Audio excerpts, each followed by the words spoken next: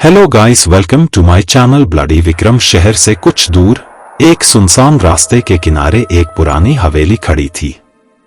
उस हवेली के बारे में कई भूतिया कहानियां सुनाई जाती थी। लोग कहते थे कि रात के समय वहां से अजीबोगरीब आवाजें आती थीं और कभी कभी तो वहां रोशनी भी जलती बुझती दिखाई देती थी। एक रात राहुल और उसके दोस्त रितेश और सना ने तय किया कि वे उस हवेली का रहस्य जानने के लिए वहां जाएंगे। तीनों ने हिम्मत जुटाई और रात के अंधेरे में टॉर्च लेकर हवेली की ओर चल पड़े।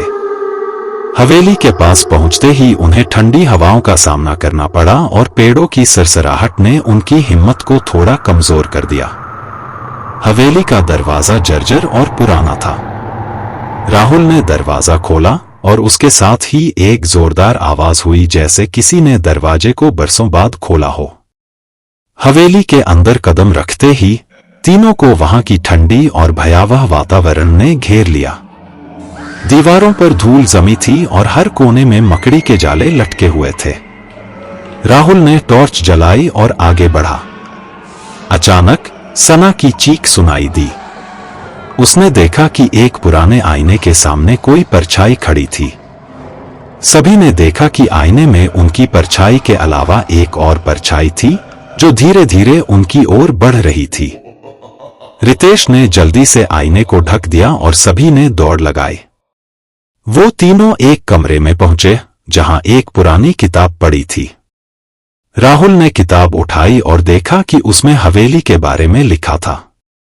उसमें लिखा था कि यह हवेली एक जादूगर की थी जिसने अपने जादू के लिए मासूम लोगों की बलि दी थी। उसकी आत्मा अभी भी हवेली में भटकती है और जो भी यहां आता है उसे कभी जाने नहीं देती। यह पढ़ते ही कमरे का दरवाजा अपने आप बंद हो गया और हवेली में तेज हवा का झोंका आया। हवा के साथ ही वहां एक साया प्रकट हुआ।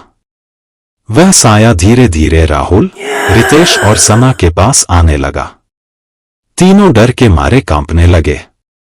साया ने उन्हें कहा, तुम लोग यहां से कभी वापस नहीं जा सकते। राहुल ने हिम्मत जुटाकर कहा, हम यहां तुम्हारा रहस्य जानने आए हैं। अगर तुम हमें जाने नहीं दोगे तो हम तुम्हें कभी चैन से नहीं रहने देंगे। साया ने जोर से हंसी और कहा, यहां से कोई नहीं बच सकता। तभी हवेली की दीवारों से हाथ निकलने लगे और तीनों को पकड़ लिया। तीनों ने चिल्लाकर मदद मांगी लेकिन कोई सुनने वाला नहीं था। हवेली के अंदर एक जोरदार आवाज गूंजने लगी और तीनों हवेली के अंधेरे में समा गए।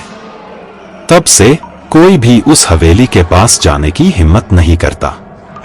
कहते हैं कि रात के समय वहां से अभी भी चीखें सुनाई देती हैं और रोशनी जलती बुझती रहती है।